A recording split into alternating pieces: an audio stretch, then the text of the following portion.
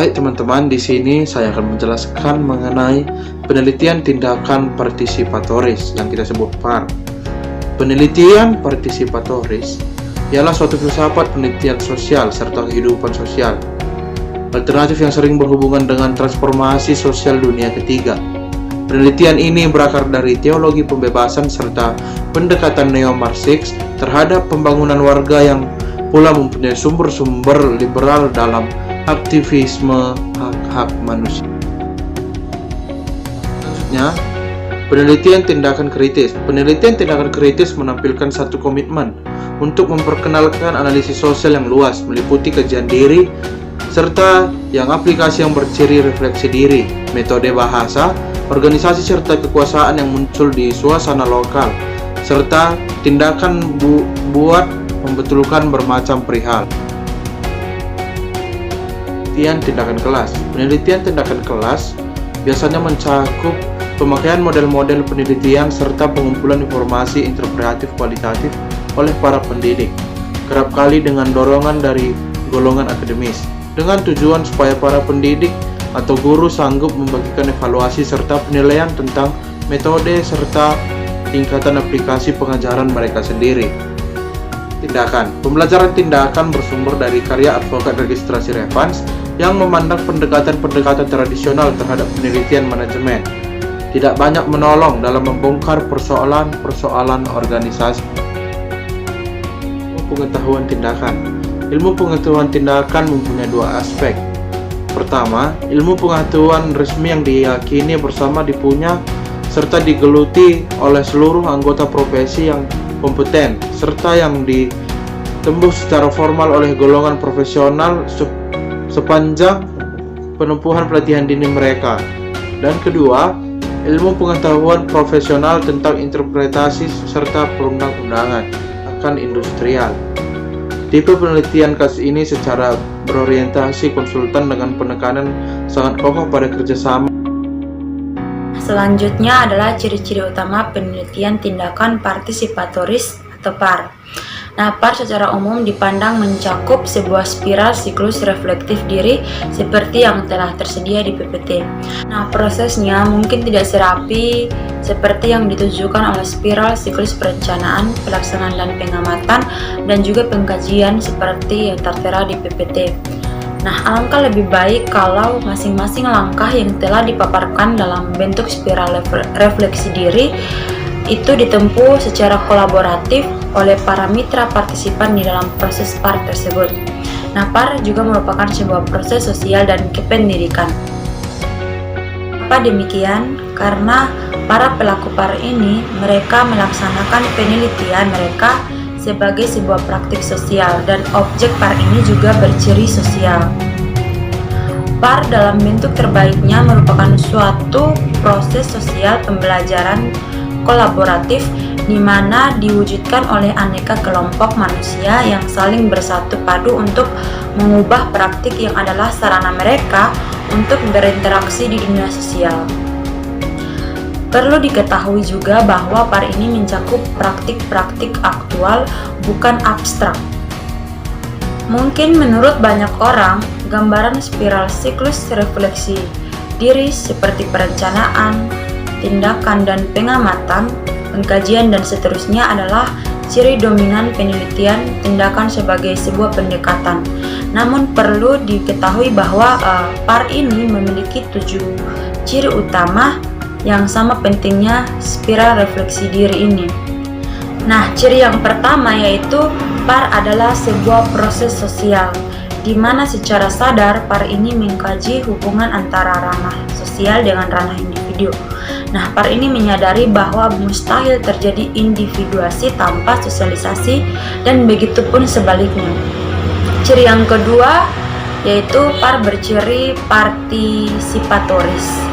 Nah, jadi ciri ini PAR mengajak manusia agar mengkaji ilmu-ilmu, pengetahuan dan kategori-kategori interpretatif, yakni cara mereka menafsirkan diri dan tindakan dalam dunia sosial dan material mereka. Nah, selanjutnya yang ketiga itu PAR berciri praktis dan kolaboratif. Maksud dari ciri ini adalah PAR mengajak manusia agar mengkaji praktik-praktik sosial yang dalam interaksi sosialnya mereka menghubungkan dirinya dengan orang lain. Yang keempat, PAR berciri emansipatoris, di mana PAR bertujuan struktur sosial yang irasional, tidak adil, tidak produktif, dan tidak memuaskan yang membatasi perkembangan diri dan kemandirian diri. Yang kelima, PAR berciri kritis. Nah, tujuan PAR dari ciri ini yaitu untuk membantu manusia agar pulih dan melepaskan diri sendiri dari semua hambatan-hambatan yang lekat dengan media sosial yang menjadi wahana interaksi mereka. Yang keenam, PAR berciri refleksif, misalnya rekursif, dialektis. Nah, tujuan PAR pada ciri ini yaitu membantu manusia untuk mengkaji realita agar mampu mengubahnya. Yang terakhir adalah PAR ini bertujuan untuk mengubah teori dan praktik. Jadi pada ciri ini PAR bertujuan untuk mengartikulasikan dan mengembangkan keduanya itu melalui penalaran kritis tentang teori dan praktik dengan konsekuensi-konsekuensi keduanya. Masuk pada materi mitos, kesalahan interpretasi dan kekeliruan dalam PAR kritis. Tiga hal tersebut memiliki fokus utama, di mana yang pertama, asumsi yang berlebihan tentang cara potensial pemberdayaan bisa diwujudkan melalui penelitian tindakan. Yang kedua, kebingungan tentang peran pihak-pihak yang membantu orang lain untuk mempelajari cara yang melaksanakan penelitian tindakan. Yang ketiga, kesalahan anggapan adanya dualisme penelitian aktivisme, yang dimana penelitinya dipandang berciri tidak berpihak atau netral, sedangkan aktivisme sendiri dipandang berciri berpihak dan penuh kepedulian. Yang keempat, peran massa kolektif dan cara potensial konseptualisasinya dalam melaksanakan penelitian serta merumuskan aksi di dalam sebuah proyek dan keterlibatan dengan ruang publik. Peran fasilitator penelitian tindakan. Meskipun peran para peneliti perguruan tinggi PAR senantiasa agak problematis, namun hal ini juga menjadi sarana kritik penting dan upaya mengkonservasi sebagai sebuah aktivitas yang netral. Namun, sebagai peran yang netral sesungguhnya membutuhkan kita dari peragaman praktik. Artinya, buta dari penciptaan praktik melalui pengetahuan tentang individual dalam aspek sosial. Dualisme penelitian aktivisme. Kami menemukan peremehan signifikan terhadap peran teori dan pengembangan teori di dalam literatur penelitian tindakan. Pada satu sisi, sebab-sebab tersebut mencakup aneka kesulitan yang terkait dengan anggota-anggota kelompok yang memperkenalkan konsep teoritis dan pengalaman tentang kasus-kasus serupa yang selalu sulit. Pada sisi lain, sebab-sebab tersebut mencakup berbagai kesulitan dan mengabaikan terlalu menyederhanakan sumber teoritis yang relevan. Namun, tanpa hal itu, para partisipan dapat terpaksa harus memahami permasalahan atau keprihatinan mereka sendiri, seolah-olah mereka harus memvakum semua materi. Peran massa kolektif. Massa kolektif dipandang menunjang tiga fungsi. Yang pertama, kolektif dipandang sebagai ekspresi demokrasi praktik ilmiah. Sebuah komunitas ilmiah dibangun dengan memanfaatkan prinsip-prinsip penelitian ilmiah untuk meningkatkan dan menciptakan pemahaman lokal yang lebih. Proses ini disebut sebagai objektifikasi pengalaman. Kedua, kolektif tertuang dalam gagasan tentang penerbitan subjektivitas, yang dimana subjektivitas yang merujuk pada aspek efektif, reaksi emosional, dan sebuah aspek agensi politis. Yang ketiga, agensi atau kemandirian politis merupakan penunjang bagi peningkat pemahaman dan motivasi, karena afeksi menjadi tergerak dan terorganisir, serta karena pengalaman semakin objektif dan dipahami dengan lebih jelas, maka ilmu pengetahuan sekaligus perasaan pun teraktualisasikan dan menjadi tertib oleh massa kolektif menuju aksi yang penuh pertimbangan dan cermat. Massa kolektif memberikan dukungan kritis bagi pengembangan agensi politis pribadi dan massa kritis bagi komitmen menuju perubahan. Baik, yang berikutnya adalah penelitian tindakan praktik. Nah, penelitian tindakan praktik ini adalah sebuah praktik penelitian tentang praktik tertentu di dalam masyarakat dengan beberapa pendekatan. Ada beberapa pendekatan yang dipakai, yaitu yang pertama, praktik sebagai perilaku individual yang mana dipandang dari performa, peristiwa, dan efek yang diberikan. Yang kedua, praktik sebagai interaksi sosial yang mana terstruktur dan tersistem. Yang ketiga, praktik sebagai aksi yang disengaja yang terbentuk dari makna dan nilai. Yang keempat, praktik sebagai sebuah skema yang terstruktur secara sosial dan dibentuk oleh diskursus, tradisi, dan budaya. Serta yang terakhir, praktik sebagai bangunan sosial dan historis yang direkonstruksi oleh atensi manusia dan aksi-aksi sosial. Nah, dari kelima pola tersebut ada 3 pola-pola yang terbentuk, yang mana pola tersebut kemudian berhubungan dengan peneliti dan objek yang diteliti, yaitu yang pertama pendekatan atau pola objektif, di mana peneliti cenderung menjadi orang ketiga atau tidak terlibat di dalam sebuah praktik penelitian. Yang kedua, pendekatan subjektif, di mana peneliti menjadi bagian dari suatu praktek yang diteliti. Serta yang terakhir adalah dialektif reflektif, yaitu mana cenderung memandang sebuah praktik dari sudut pandang kelompok, di mana aktivitas dari setiap kelompok itu membentuk ulang praktik sosial dari sudut pandang orang pertama, namun orang pertama jamak. Nah, dari pendekatan-pendekatan tersebut dapat kita simpulkan bahwa di dalam penelitian tindakan praktik, seorang peneliti dapat menjadi objek teliti dalam satu waktu. Namun perlu diingat bahwa hasil penelitian dari peneliti itu harus terbuka terhadap rekonstruksi yang akan datang.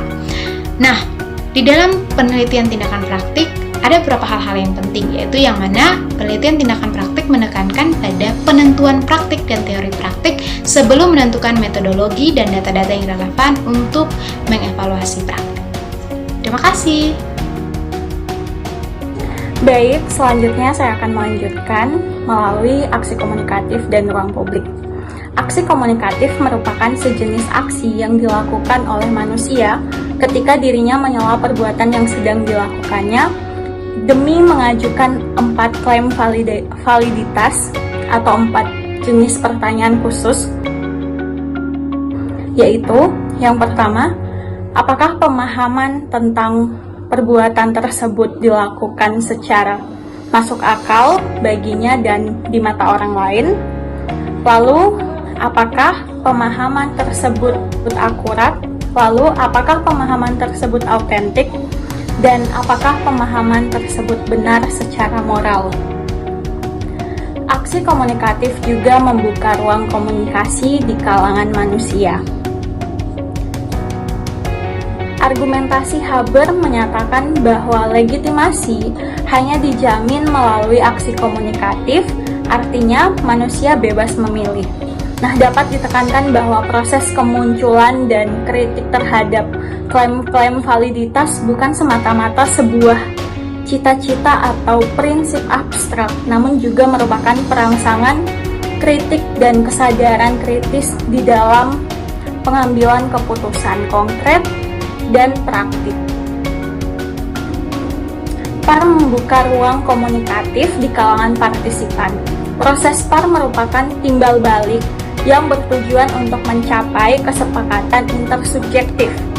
Nah, PAR bertujuan menciptakan kondisi tempat manusia bisa mencari bersama-sama dan secara kolektif cara-cara memahami yang berperilaku yang lebih bisa dipahami, benar, autentik, dan secara moral. PAR bertujuan juga untuk menciptakan kondisi-kondisi tatkala aksi sosial kolaboratif di dalam sejarah tidak dijustifikasi oleh otoritas. Justru sebaliknya, aksi sosial kolaboratif ditopang oleh kekuatan argumentasi yang lebih baik. Selanjutnya akan dilanjutkan oleh teman saya. Kita masuk pada penelitian naratif. Penelitian naratif adalah sebagai jenis khusus dalam penelitian kualitatif dan sebagai penciptaan makna retrospektif. Penelitian naratif dilakukan berdasarkan pengalaman atau identitas seseorang. Nah, peneliti naratif seringkali menuliskan dalam bentuk orang pertama. Ada 5 kacamata analitik yang digunakan oleh para peneliti naratif dalam mendapatkan data yang empiris. Yang pertama adalah peneliti naratif memandang suatu narasi sebagai bentuk diskursus yang unik. Yang kedua adalah para peneliti naratif memperlakukan narasi sebagai aksi verbal. Yang ketiga adalah para peneliti naratif memandang narasi sebagai sesuatu yang dimunculkan atau dihambat oleh kondisi sosial. Yang keempat adalah para peneliti naratif memandang narasi sebagai suatu pertunjukan interaktif secara sosial. Dan yang kelima adalah para peneliti sebagai narator itu sendiri. Ada beberapa pendekatan yang dilakukan oleh peneliti naratif dalam penelitiannya, yaitu yang pertama adalah pendekatan secara psikologi, yang kedua adalah pendekatan secara sosiologi, dan yang ketiga ini hampir sama dengan pendekatan sosiologi. Yang keempat adalah pendekatan secara etnografi, dan yang kelima pendekatan secara autoetnografi. Selanjutnya kita akan membahas mengenai isu-isu metodologis dalam penelitian naratif kontemporer. Hubungan penelitian narator dan pendengar dalam penelitian berbasis wawancara. Penelitian ini didasarkan pada penelitian yang dimana wawancara dengan subjek dijadikan selayaknya pendengar dengan narator. Pewawancara perlu bijak dalam mengambil langkah serta perlu mempersiapkan diri sebelum dan saat sedang mewawancarai. Saat wawancara, pewawancara perlu memberikan pertanyaan yang bisa mendorong supaya narator ingin menceritakan kisah-kisahnya serta biografinya secara leluasa. Dalam penelitian naratif kontemporer sendiri terdapat 3 strategi yang biasa digunakan peneliti dalam wawancara, yaitu dengan menggunakan suara-suara mereka dan memasukkannya dalam tulisan wawancara mereka. Strategi pertama yaitu suara otoratif peneliti.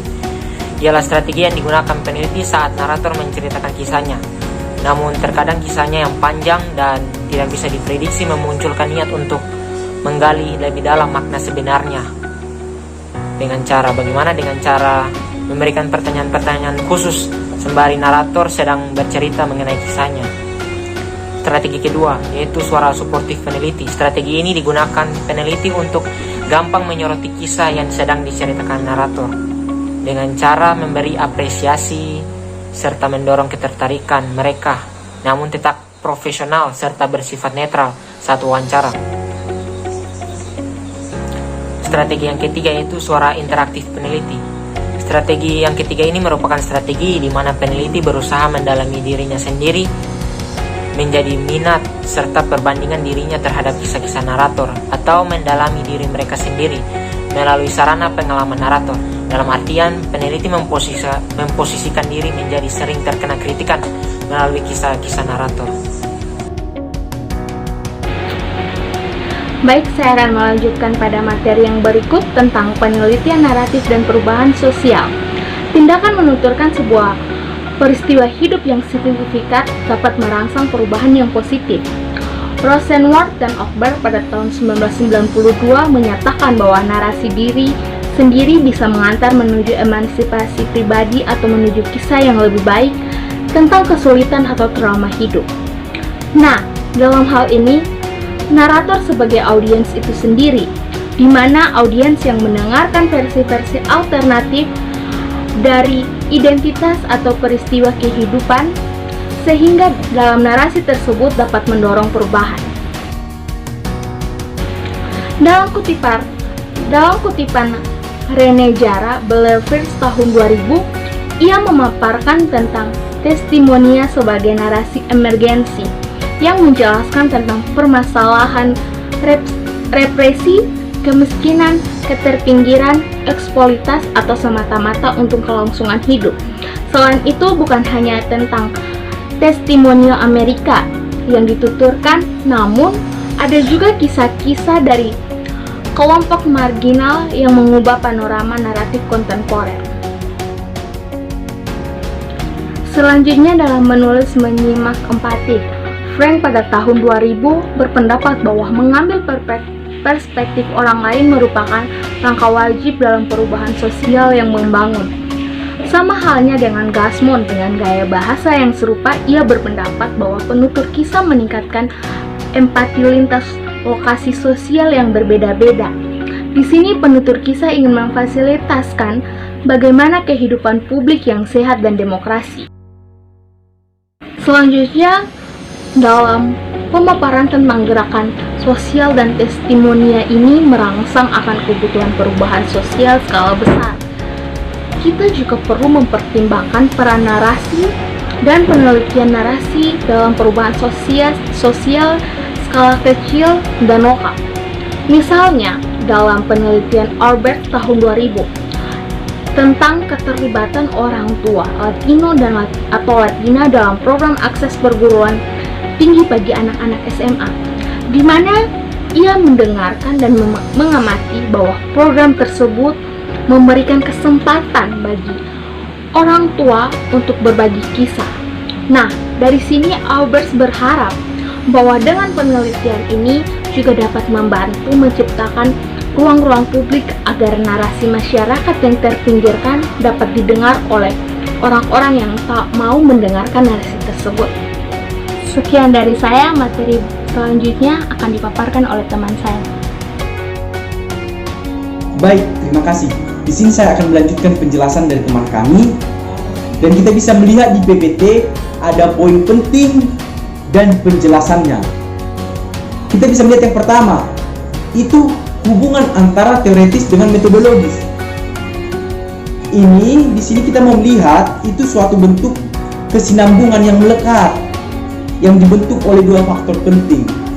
Yang pertama yaitu arus besar sosial dan historis. Yang kedua itu adanya teori dan praktik narasi barat dan non-barat. Di poin ini itu menjelaskan pemahaman akan bentuk teori dan praktik dari sebuah narasi barat dan non-barat. Yang ketiga, adanya hubungan penelitian naratif dengan sebuah inovasi teknologis. Jadi ini seperti ada penggabungan begitu. Ini menjelaskan juga sebuah perubahan zaman yang menggabungkannya dengan penelitian naratif itu sendiri, yang membawanya ke arah kemajuan yang lebih baik begitu. Yang keempat, hubungan narasi dengan perubahan sosial. Ini tuh bertujuan untuk menentukan dan memecahkan sebuah permasalahan dalam lingkup penelitian. Yang terakhir ataupun yang kelima, itu adanya hubungan penelitian kita dengan penelitian kolega. Yaitu ini penelitian kolega adalah peneliti ilmu sosial, begitu. Jadi ini seperti melakukan sebuah perbandingan antara penelitian kita dengan penelitian para ilmu kolega ataupun ilmu sosial, begitu. Sekian dari penjelasan saya, terima kasih.